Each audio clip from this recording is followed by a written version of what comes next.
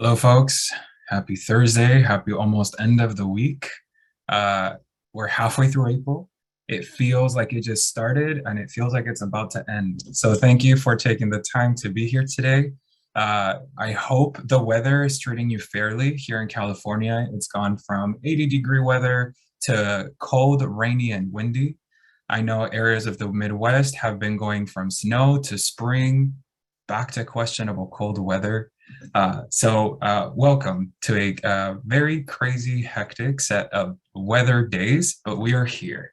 Um, Thank you so much for being here again to give you an overview of what we're going to do today. We're going to try to hit the ground running with some program updates, talking about IMS, knowing that it's going to be playing a very important role as we start preparing for the close of the grant, but it's also a tool that you all have been using for a while. So the way that we're going to be talking about IMS is really to do a lot of refreshing for maybe some features and some reports that maybe you have used 6 months ago, but might be useful again now. Some other features, maybe you just used more recently. So we're going to walk through our IMS in that sense. Then we're going to start introducing some considerations as we prepare to close the grant and just talk about next steps, generally speaking. So that's what our time looks like for today. Hopefully this is not daunting or scary. Before we start, we're just going to do a brief little check-in. I'm going to ask in the chat that you share your response, and if anyone would like to go off mic to share with the group, that's also going to be an option. So for this one, this first check-in question, just from a scale from 1 to 10, how are you feeling today? And in one word, why? So from 1 to 10, how are you feeling today? And in one word, why?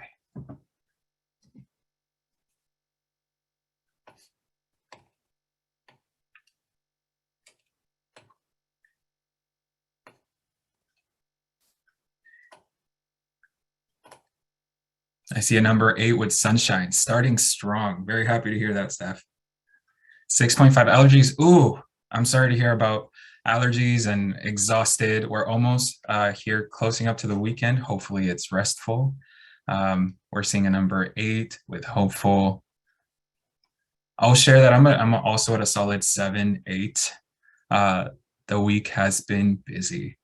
So definitely a lot there with a lot of you tired, feeling a bit exhausted, a little frazzled, and some greats. Very happy to see that no one so far has been at a 1. That would give me an indication that maybe it's time to tap out, get some water, stretch. Happy to see that most of us are in a solid, slightly sense of overwhelm, and the rest of us are just all right. We're doing all right. So this is an invitation for the rest of the time. Jackie, sorry to hear that you're sick. Hopefully this isn't too much of a lift. This is an invitation for the rest of our time together to do whatever you need to be able to receive the information that we have to share with you. So if you're definitely feeling 5 or under, do whatever it is that you need to. Get some food, get some water, some food. I have a big belief that food is medicine. Definitely, Alberta, I'm really sorry to hear that humidity. It's just not having it today. For this second check-in, and it'll be the last check-in question for today, on a scale from 1 to 10, oh yes for that 10, absolutely. For this second question on a scale from 1 to 10, how would you rate or how would you say you're feeling about your work during the last quarter? And in one word, why? Again, from 1 to 10, how are you feeling about your work during the last quarter? And in one word, why?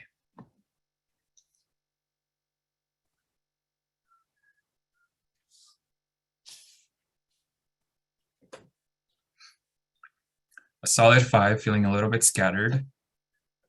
Number 8, I see a number 9, a second number 9 for a lot of accomplishments. Things are ramping up. Happy to hear that that's happening in several sites where there's momentum that is moving forward, making good progress. Number 6, a 6 with matches and 3 exclamation points. You're giving us 3 exclamation points, Christine. Christy, sorry. I see a lot of 9s. Oh, wow. So we're showing up and we're in an average of a 6 today, but in terms of our work, it seems like that feeling is a little higher when it comes to the average. So giving all of us a pat in the back a reassuring, firm hug that we might be a little bit tired, we might be a little bit frazzled, but the work keeps moving forward and it keeps having a positive impact. So clap all the way around. It seems like this work is definitely nourishing us. So we're going to try to ride that wave, contribute to that 8 or 9. Hopefully by the end of this call, that score doesn't drop. That would be a little bit embarrassing and awkward. But with that, I will pass it over to Joy so we can start going through our agenda. Thank you, Yvonne, and so good to see you all today. And I'm right along with you, that definitely feeling the wonderfulness of the teamwork. And I'm going to talk a little bit about some of our program updates and what we're seeing. And when I think of team, I'm thinking of you all in the cohort and the work that you've been able to do collectively and in the midst of everything that's been going on. And it's a lot of good work. So I want to go ahead and move us forward to talk a little bit about the match goals and where we are right now. There has been a strong effort, and we're at about 59% of our match goal. And what we've noticed over the last 4 months, at the beginning of the year, is that momentum continues to increase in your communities, that people, with the increase of feeling safe and secure, that people are starting to show up more and show interest. And I've heard from a number of you that a number of matches that you've made in the last month is more than you made in 3 months in the last year.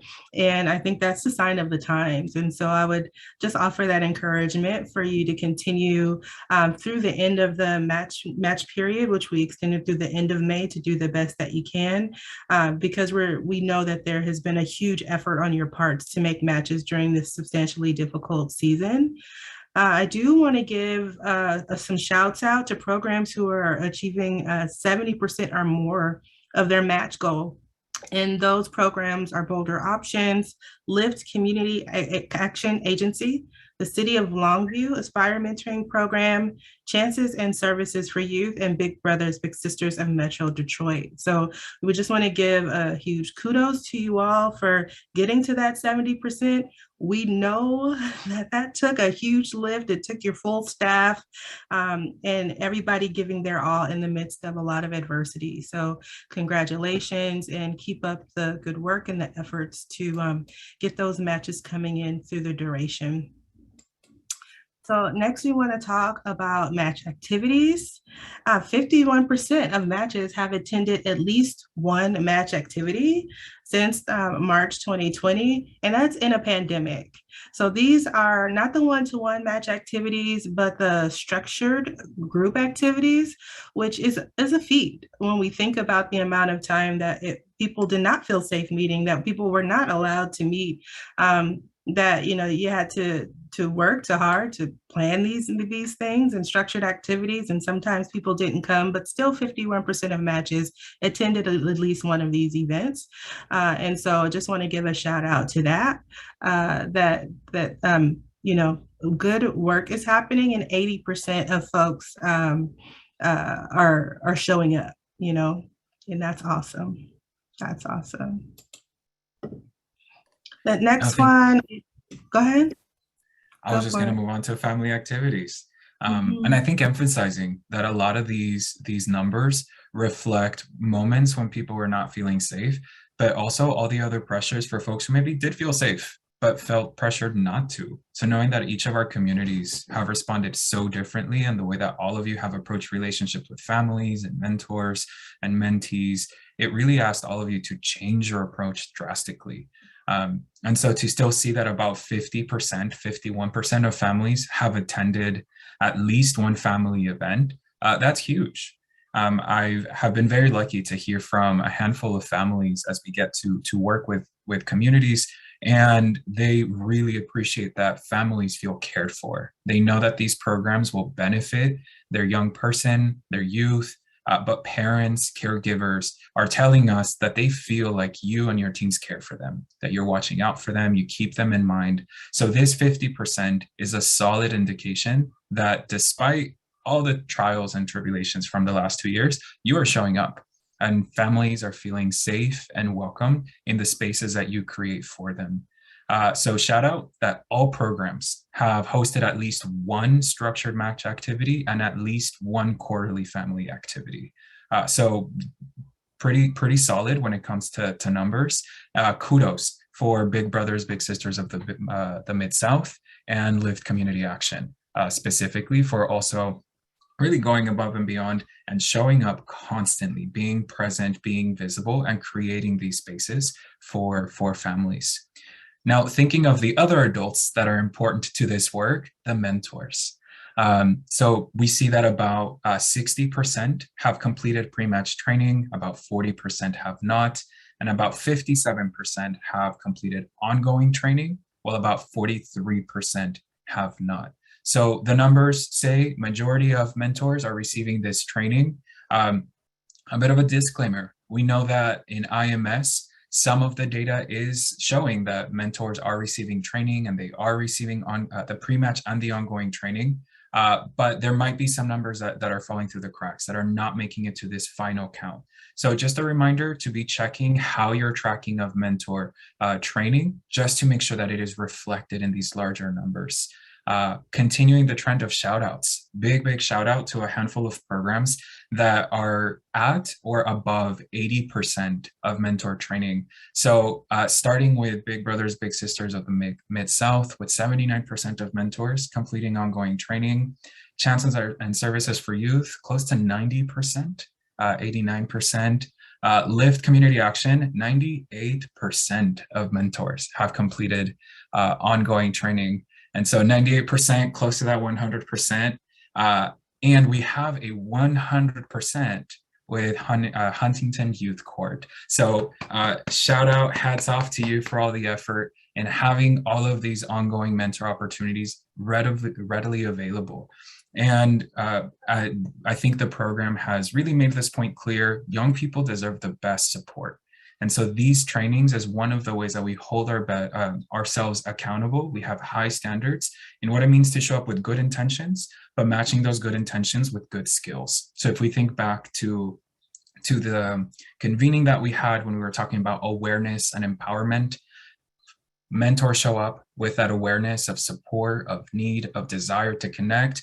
These pre-match and ongoing trainings are part of that empowerment piece. How do we make sure that mentors are empowered to be able to meet the needs of young people? So kudos, virtual high fives, incredible to say that we have these opportunities during times of a lot of change. So yeah. I'd like to I want to add something right quick in terms of training. One, yes, kudos to everybody. And also, as we near and prepare for Project Close, we want to be sure that we can brag about all your good work. So this is a season to really look at what you have in IMS versus what you may have in your internal database and add any ongoing or pre-match training that you haven't added yet. So just wanted to reiterate that point. Thank you, Yvonne. So thinking about all of the data that we just shared with you that reflects all of our work collectively, we want to open up and sort of look at the stories behind that data. What are some of the things that you're experiencing in your community and your team? So we have two questions for you. One, what part of the project is going really well? What are some of the aspects of your program that have just sort of stayed afloat front and center throughout your time with the cohort? And second, what support do you need from Youth Collaboratory as we're thinking about reaching the end of this grant cycle? What can we do to make sure that all of these stories and all of these numbers are as complete and as powerful as it can be? So I'll open up the space for anyone who wants to share. Go ahead and put it in the chat or go off mic. On mic, go off mute.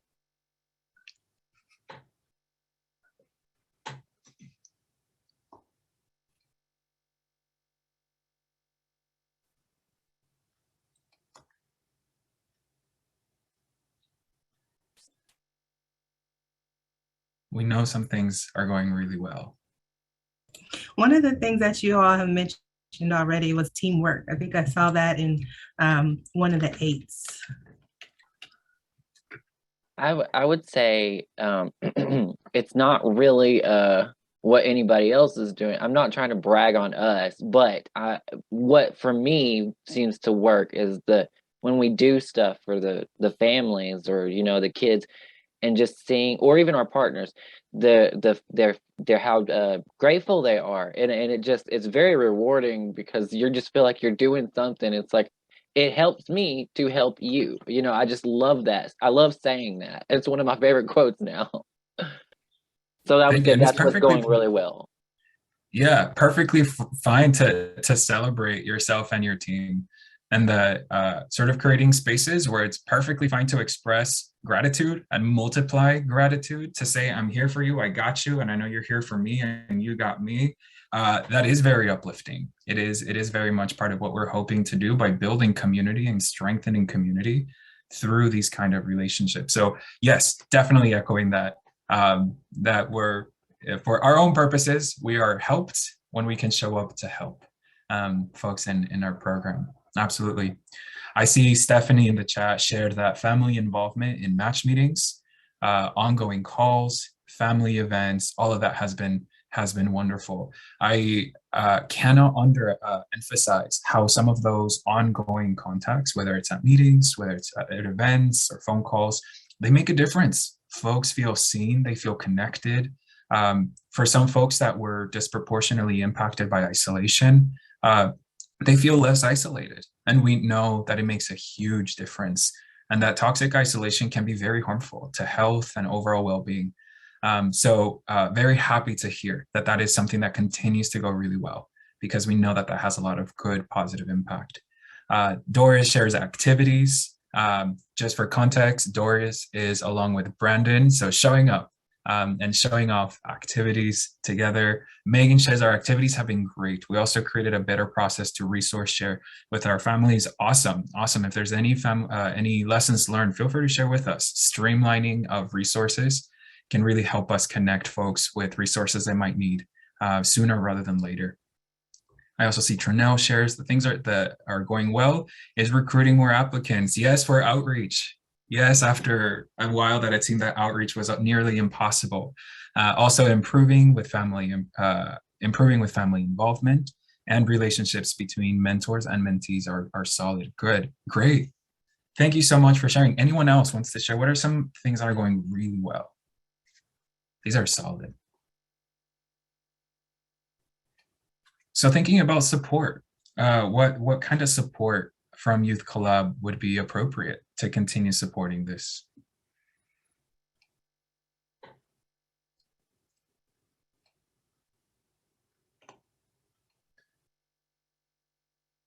In the interest of time, we will keep moving forward to prevent more awkward silence. But if at any time anything comes up, that's what we're here for. So feel free to connect with us. If there's any curiosity for requests, how do we strengthen this? How do we streamline this? Coded funding, of course. Continued funding. Yes. Doris, cornering me a little bit in that one. That, of course, would be helpful. I agree with you. Yes. Keep a lookout, hopefully, for announcements in the future, an opportunity for partnership in the future. Trinell share support assistance with IMS as needed. Yes, hopefully we will be able to start spark some of that briefly today, but we're definitely available for IMS support. Thank you for that rich discussion. And so that's actually leads us perfectly into our next section for today, which is how the IMS works for you. So I'd love for us to participate in a poll. And one of our amazing teammates is here working behind the scenes. Benita is helping us to be sure that everything runs well and smoothly. So thank you for Benita for supplying this poll. And what we're asking is, what reports are you currently running from the IMS on a regular basis? And I see the question is structured so that you can only choose one answer. So from the ones that you use, which one do you use the most?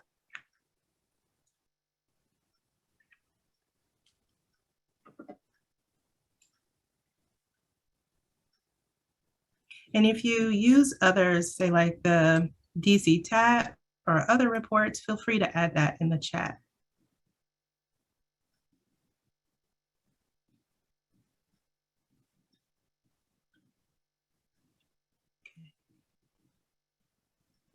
All right, so it looks like the majority of folks are using the validation report, followed by the progress report.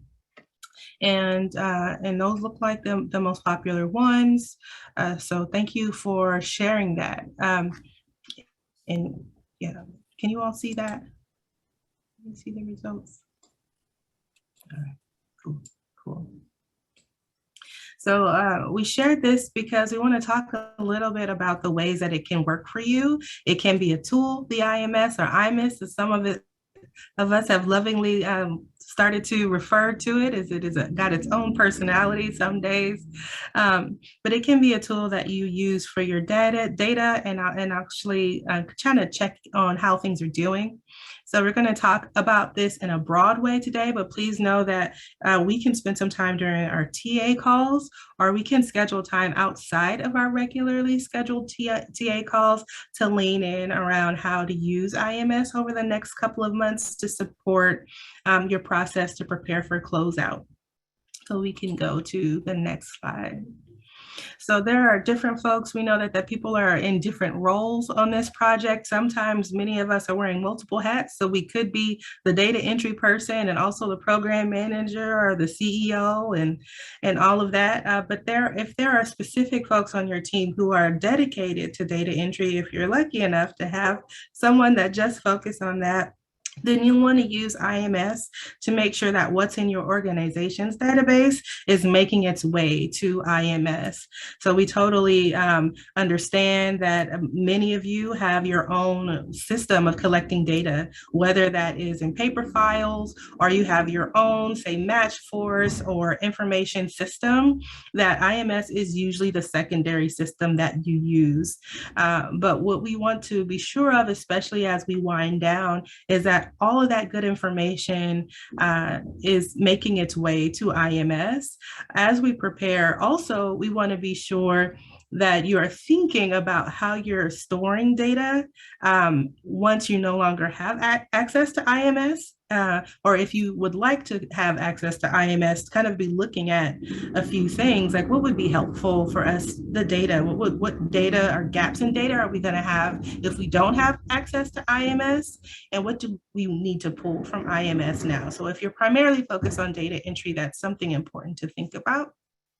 If your job involves match support, then you're probably entering notes in IMS and events and things like that.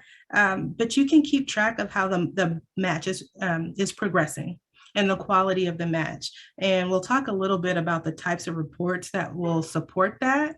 But IMS can be a huge tool, again, in looking at over the matches that you've worked with over the last year and a half, 2 years, 9 months, et cetera. How have those matches been progressing? And you can pull that content specifically per match with a little support. And program manager. So if you are in a management position, you're not doing, regular data entry, or you're not working directly with the young people in the program, you can still use the IMS to track goals, to track how the program is going, progress on goals, the youth being served, how many mentors are progressing in the program. And we'll also talk a little bit about how you can pull that data apart and check for kind of the impact and outcomes on diverse groups who are coming to your program. So the IMS, again, can be a tool for you all. I know sometimes it can feel like a task that must be done, and it is. That's how we brag to the Department of Justice and LJJDP about your good work, but can also be something that you all can use as a tool to support the work that you do as well. And so we can go ahead and go to the next slide. I'm going to talk a little bit about the validation report. So it looks like, based on the poll, that the majority of you are those who replied, that a large number of you are utilizing the validation report. So the validation report is useful, and you can run it when you want to see what's missing from IMS for each of the individual mentor or mentees. I know quite a few of you use that as you prepare for your reporting. You can see what's going to be due in the near future in terms of surveys or other things, like things that need to be updated for each of the matches. You can also see programmatic things that are missing or due, like letters of agreement. So this is a huge resource for you.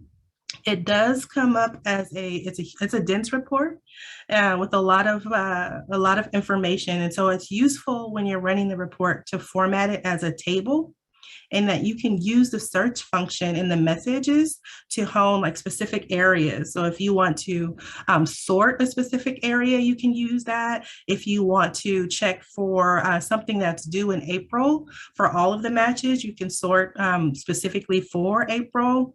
There's so much good stuff there in the validation report. It's worth just taking some time playing around in it if you have not utilized it so far. I'm curious if there's anyone who, and I won't call anyone out specifically, but I know that there are at least 5 programs who are present today who engage with the validation report regularly and intensely. So if there's anyone who'd like to come off mute and share about how they use the validation report, we'd love to hear from you.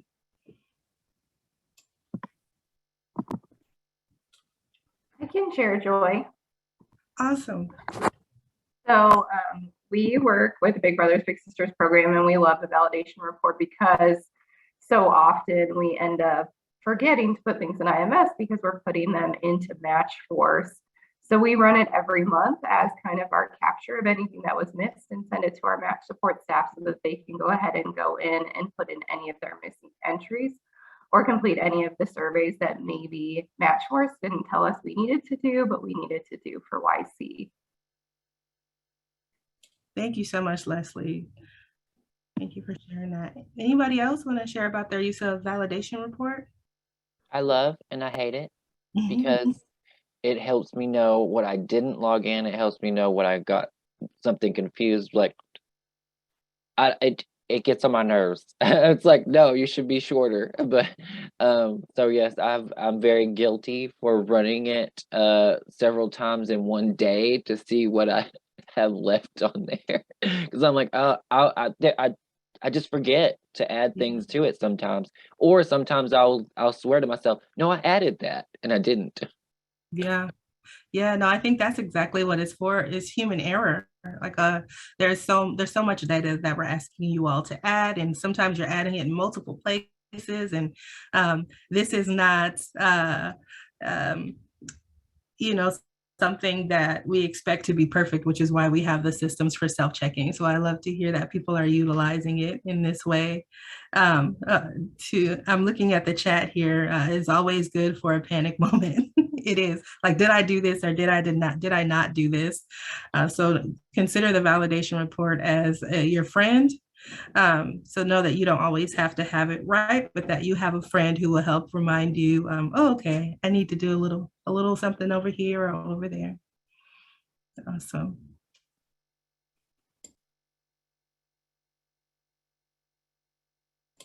And so next we're going to talk a little bit about the progress report.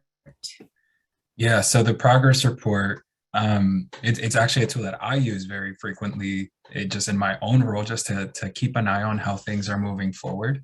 And it's fairly beneficial if you're not trying to download a whole Excel spreadsheet. If you just want to open a new tab, do a quick glance, then the progress report might be something that you're interested in using more often, or as an alternative if you don't want something that's so dense and so heavy, you're looking for something that's just quicker. So when do you want to run a progress report? Generally speaking, just when you're checking for progress in each of the goals of the project as it relates to the grant. And so in the slide here in front of you, it might be a little too small, but you will see in the top section, that is all of your goals as a breakdown, including total mentors, total mentees, total matches, alongside your expected goal. And you get to see how this compares within the entire project. Underneath this portion, you'll also receive information around ongoing training, pre-match training, hours that matches meet, and it will be color-coded. If there is something in yellow, it means that you're probably moving away from the desired goal. If you're in red, it means you're really away from the desired goal. So it's really trying to get our attention and what are the areas from the way we're implementing and offering the program as it aligns to the original goals that were shared. So Again, the gray lines that you see in the top part, it is your goals, your current numbers in comparison to the entire project. Underneath that is the specific deliverables, pre-match training, activities, so on and so forth. And again, if you see a lot of red, get in touch with us. We'll try to find the best way of making sure that a lot of that red gets taken care of and updated. The next report that is available to you is the PMT, or the Performance Measurement Tool. This is a good way for you to see what information is going to be shared with OJJDP each January and each July.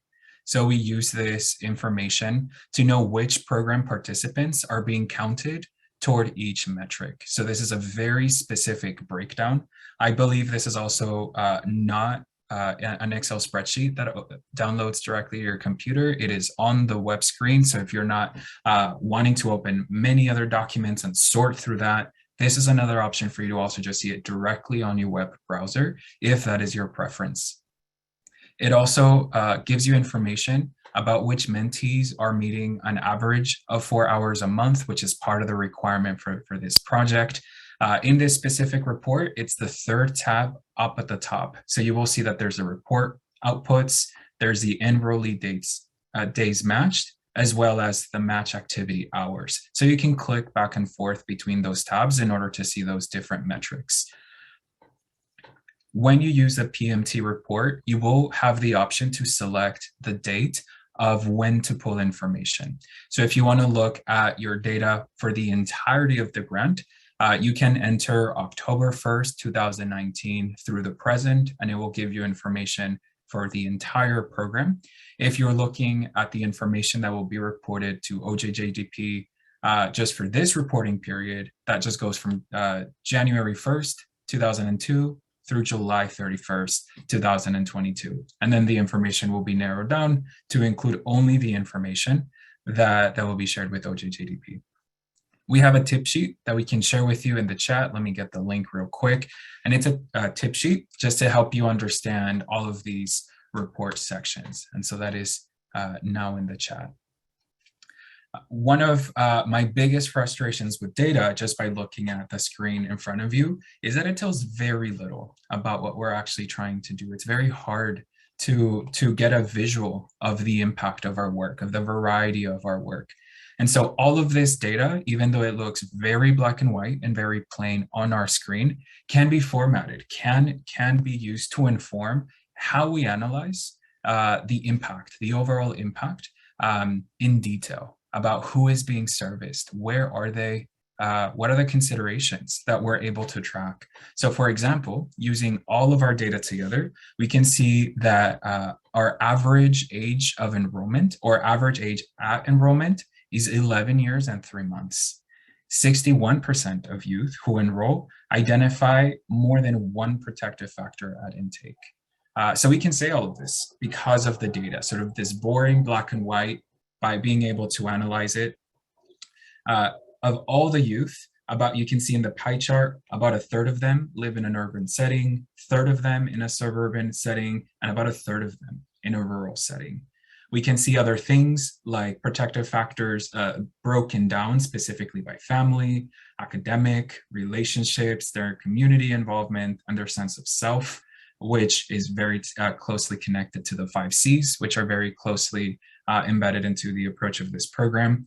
Underneath that, we can also see the breakdown of risk factors, family stress and high-risk community being the highest two that are experienced across the young people who are enrolled into our programs. Interestingly enough, the 3 lowest risk factors that we see here are substance abuse, interactions with the juvenile justice system, and truancy. So we really encourage you to find motivation in storytelling as we're doing all this data gathering, data entry. I see that the link is not working. Thank you, Megan. Expect a follow-up link that is working. Apologies for that. As we continue to think about data and storytelling, we know that a lot of the data is limited to things that are outside of our control. We can't control how many young people are enrolling. We can't control which mentors walk away from the program. But we know that two aspects of the survey, the data that we collect is related to the surveys, because that is more or less measuring the impact of the program itself on the youth and the adults that are enrolled in the program. So as we're looking at PYD and the strength of relationship surveys, just to recontextualize of when and how they can be utilized in the way data is part of our strategy. So the 5 C's, which is part of the PYD survey, really helps our programs recognize youth strengths and attributes. So these are pieces of information that we could use to explore goals alongside the young person in a way that we are guided by the strengths and the interests that young people bring, which goes slightly different to a lot of the status quo of how many times goals are identified for the youth. These surveys, specifically the PYD surveys, can help us start conversations that are more collaborative in nature, when we can leverage the strengths that young people bring to the table. And it can also help us measure any change in protective factors, knowing that that is also something that could be outside of our control, but could be influenced by the impact of our program. The Strengths of Relationship survey, it tracks that sense of connectedness. We have been talking about the importance of feeling connected since early in this conversation. The strength of relationship is a very concrete way that we can look at those numbers. How is it increasing? How is it decreasing? We could look at, we could compare at outcome data of match closure by the scores. We can analyze for trends to inform areas of strengths and areas that need improvement. Overall, really giving us an indication of the effectiveness of the program.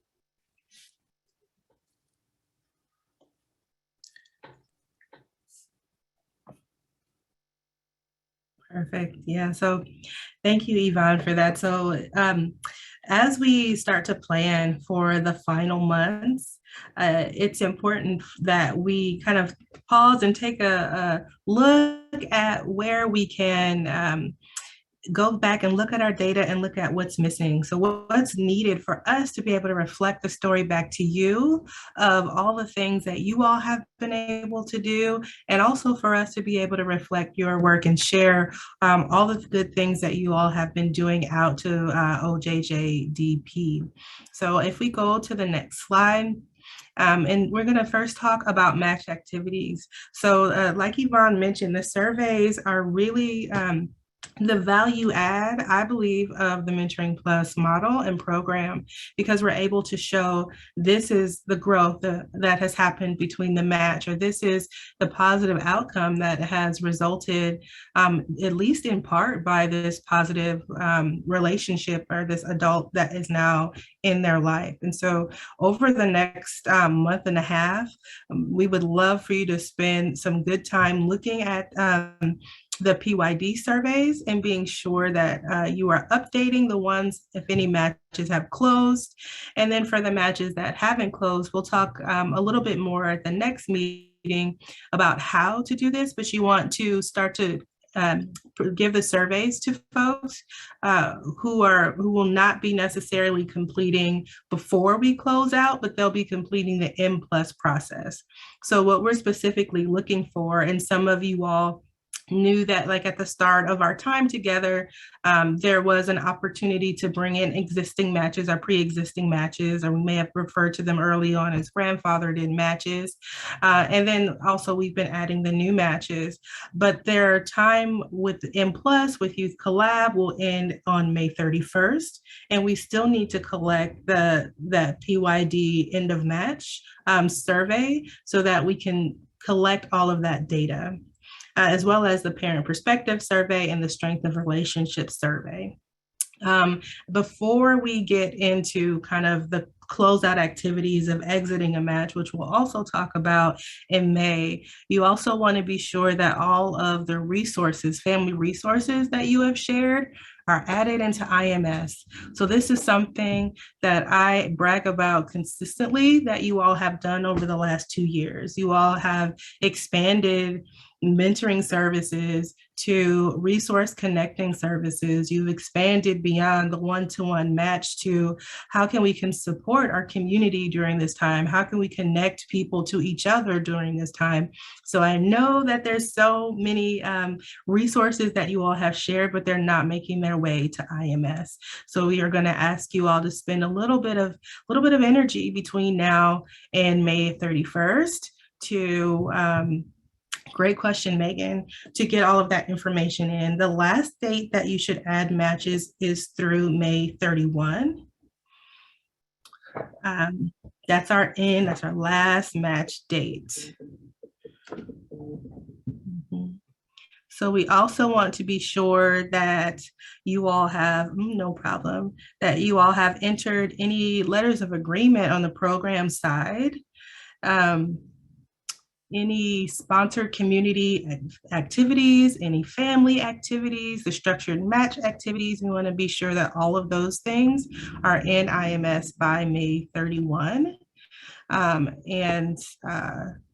Yes, especially the survey. So these are things that we want to be able to reflect back to you, the work that you have done over this period. Also want to be able to share with OJJDP a thorough look at all of the work that has happened in the midst of all of the challenges over the last couple of years.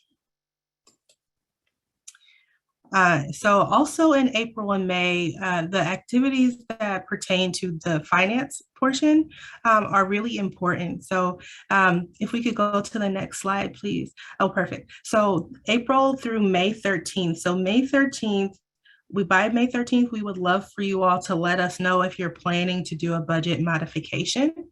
You have a little bit of a time to get that in, but our finance team would like a heads up to know exactly how much work is going to be needed there.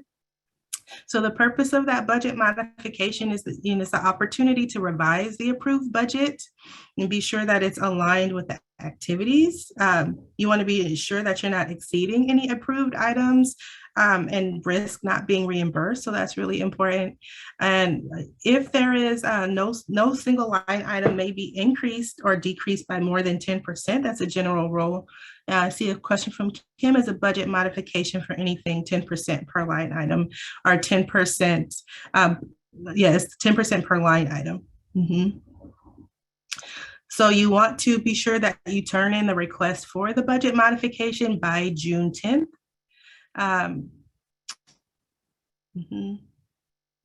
So you want to let us know if you're thinking about doing a budget mod by the 13th of May and confirm a budget mod. We have to receive it, and it has to be approved by June 10th. Any other questions around the budget modification?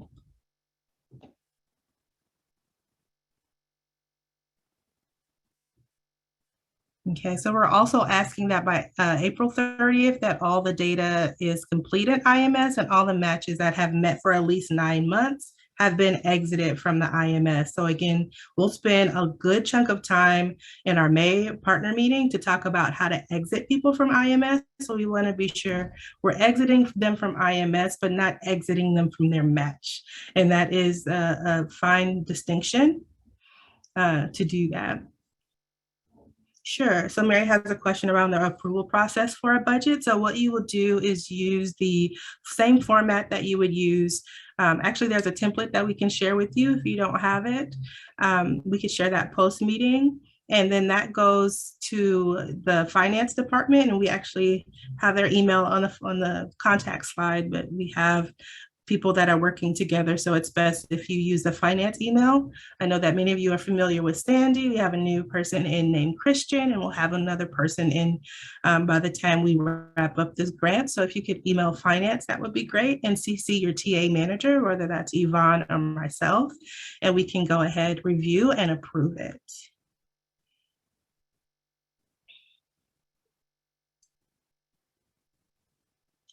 I see your question, Mary. So we're adding all the data in the current matches by the 30th, but if we have new matches, you can still add them to the end of May, sure. Yeah, but you will have to exit them after that. So that's the only caveat, is that the matches that you add, we would love for you to continue. We want to get as close to our match goal as possible.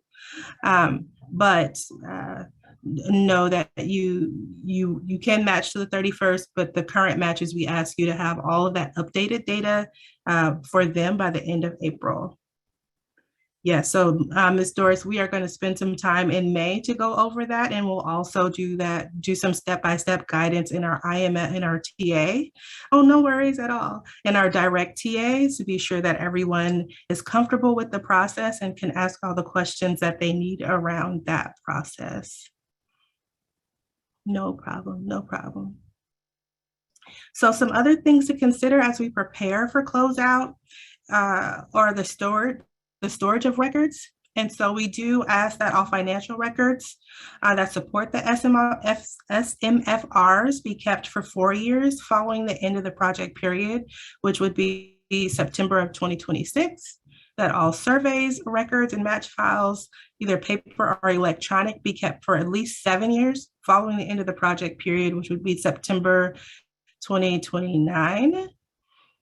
If you are going to sustain matches beyond 2022, so for those of you who are continuing to match, it would be helpful for us to talk through in TA how you are planning to support those matches. And then in that final narrative report, we would ask that you include that in there. So we're sure that we're matching people up till May and also supporting people beyond then, and that support continues outside of the M+ initiative.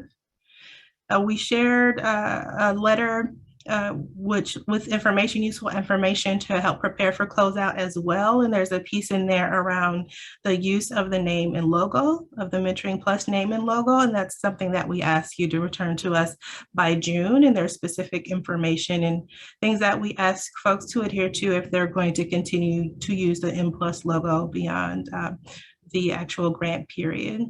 So feel free to reach out if you have any questions around that. We can also talk about that throughout our TA.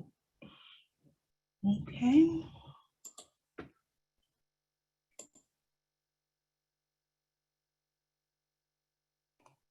So I see your question, Ms. Sherilyn, if we intend on supporting our matches, should we let you know? There should be a plan that is shared with us about how you plan to do this.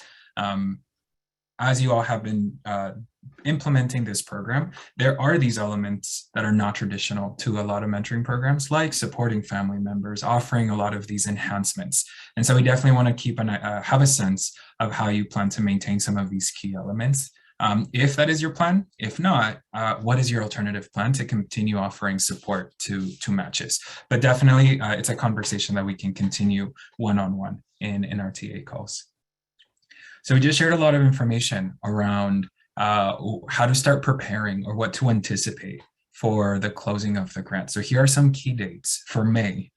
May 13th is the last day, excuse me, for notification of, not the last day, sorry. May 13th, notification of module modification / continued use of IMS. Again, continue entering new matches. If you have new matches, update all of the data that you have for existing matches.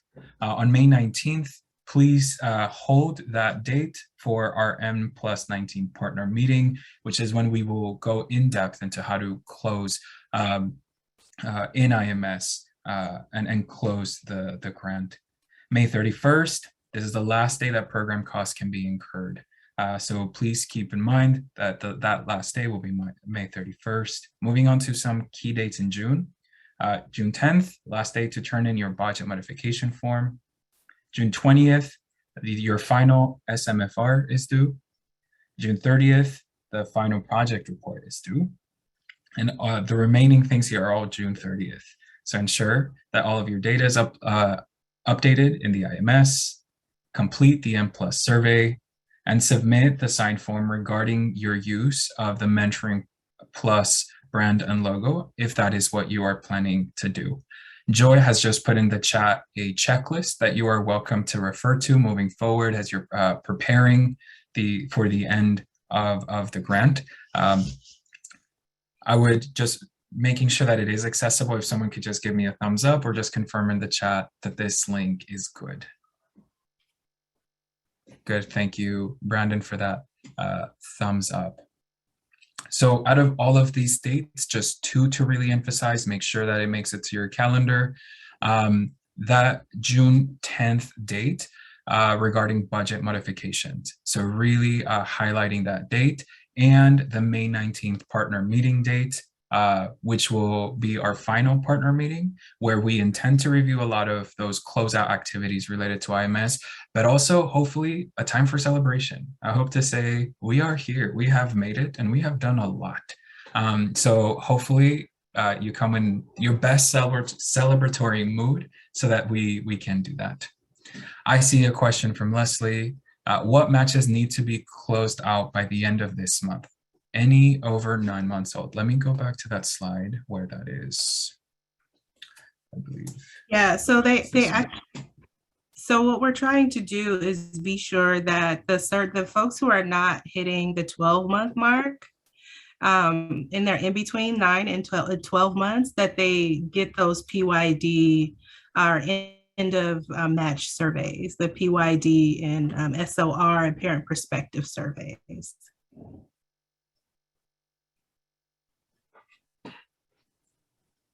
Does that clarify, Leslie? Sweet, got it. If you have any other questions, please feel free to reach out to us. So we have contact for Joy, myself, our associate director, Kristen, also the finance email address here, where you can send budget modification forms. We will be as flexible and as available as possible, just to make sure that this is a smooth process. So feel free to send along questions via email, requests for times to speak. We hope that this is as smooth as possible, and we'll be sure to be available to make that happen. Any questions?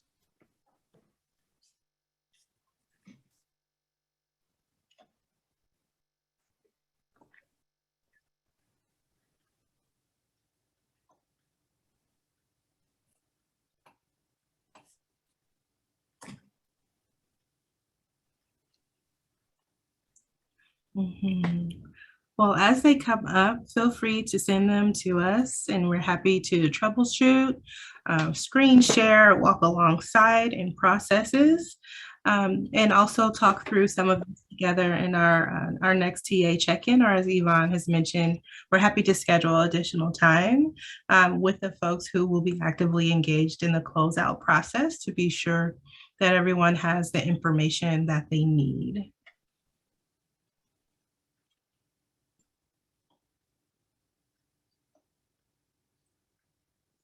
So we just shared a lot of information with you.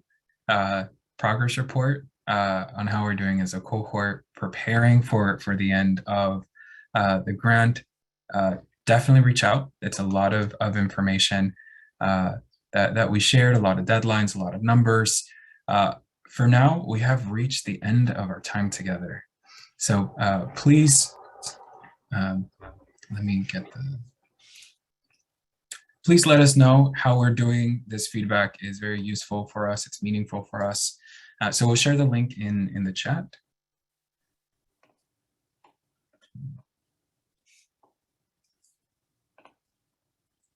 There we go. Thank you, Joy.